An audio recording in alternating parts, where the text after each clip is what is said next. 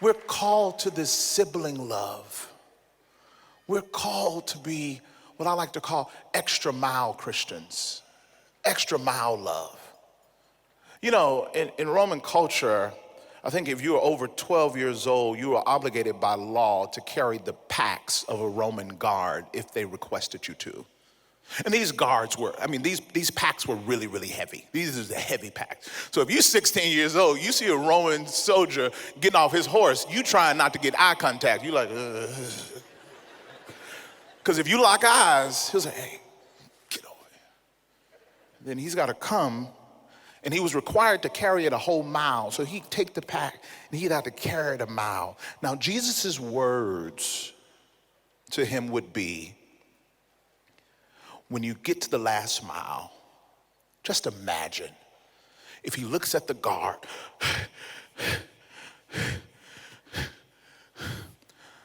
Dear sir, it would be my honor to carry your pack another mile. Now, for a second, I know we immediately think about what it would take for us to even say that. But would you imagine and consider for a second what it must have felt like for the Roman guard to hear that? What? Carry an extra mile? What are you talking about? I believe it was Reggie Joyner that said this: the first mile was out of obligation. The second mile was an opportunity for a relationship. What if you listened an extra mile? People that don't look like you, live like you, don't vote like you. What if you said an extra mile? When somebody's throwing words that just white privilege or Black Lives Matter or make America great again, woo, I could see y'all right now, your heart beating, your chest about to shut up, you're gonna be all right, sit down. What if you just listed an extra mile? What if you said in someone else's story an extra mile? What if you empathized for an extra mile? What if you went an extra mile for some of you to a different community and begin to sit in their story and sit in their experience? And instead of being so defensive about where you are or what you're not, what if you just practiced an extra mile? And consider for a second, not what it's gonna take for me to do that, but how much it'll mean for someone to hear that that's different from you. God has got a vision for us. He says, somebody says, how are we gonna know who your folks are, how your disciples are? How are we gonna know? He said, oh, you're gonna know my people. Because you will know my disciples by their theology. By their doctrinal dogma. By the way they dress. By their moral ethic. He said, you'll know mine by their love. And what's baked into that understanding is our love for people that aren't like us. Our love for people that don't think like us, don't look like us, don't vote like us, don't walk like us, don't live like us. Everybody can love their mama, or at least most of us.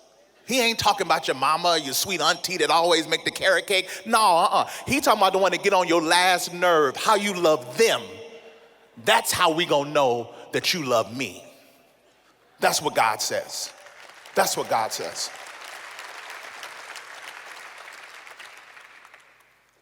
So we got a work to do.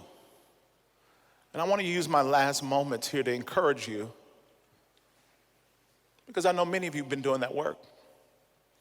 I've talked to you in the lobbies and the hallways, and some of you I got messages, and I just know many of you have been trying to work hard in multi-ethnic spaces and trying to do the right thing. You've been working hard trying to work with people in this political divide. You've been working hard.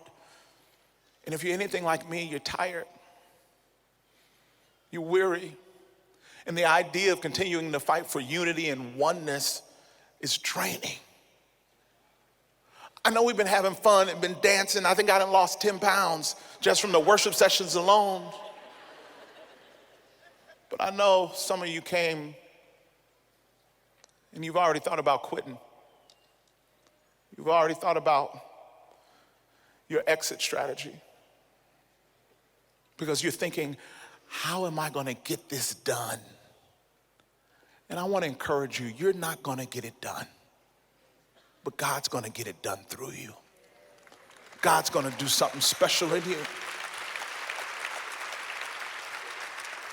I'll close with this. There's a movie that came out years ago called Taken by this guy, Liam Neeson. Y'all know who this guy is? Y'all know this guy? So Liam Neeson, his daughter gets taken and she's held hostage in this other country somewhere. And Liam Neeson, he goes after him and he tracks him down. And it's this moment in the movie where he finally catches up with the guy who's taken his daughter. And Liam Neeson is a special ops kind of guy. And he's got that voice that's like Mufasa, ooh, say it again. You know what I mean? So he got this voice. So it's this moment in the scene where the guy who's responsible for snatching his daughter, he's got him on the phone. And there's this moment where he makes this phone call to the guy that snatched his daughter and he says, I don't know who you are. And I don't know what you want. I don't have any money.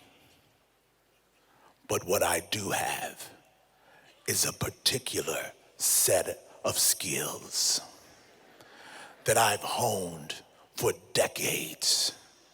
And my particular set of skills are a nightmare to a guy like you. As you think about what you're up against, and as you think about your inability to fight in this next season for unity and oneness, I want you not to worry, and I want you to be reminded in the voice of your Almighty God as He tells you, my child, don't worry, because I've got a particular set of skills that I've been holding from generation to generation to generation. And my particular set of skills is a nightmare for Satan and the division that he's trying to take in our communities, in our churches.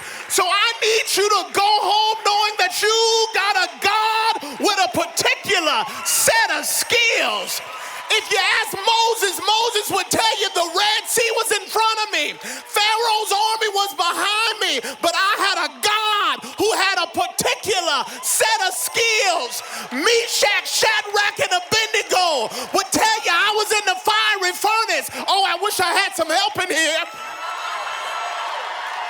But I had a God who's got a particular set of skills. Come here, Daniel. I was in the lion's den and thought I was going to lose it.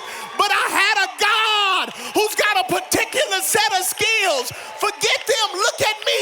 I flunked out of high school. Had to get my GED. Just wrote a book. Now I'm talking to you. I got a God with a particular set of skills. Look at you. The devil tried to take you out, tried to take your ministry, took us too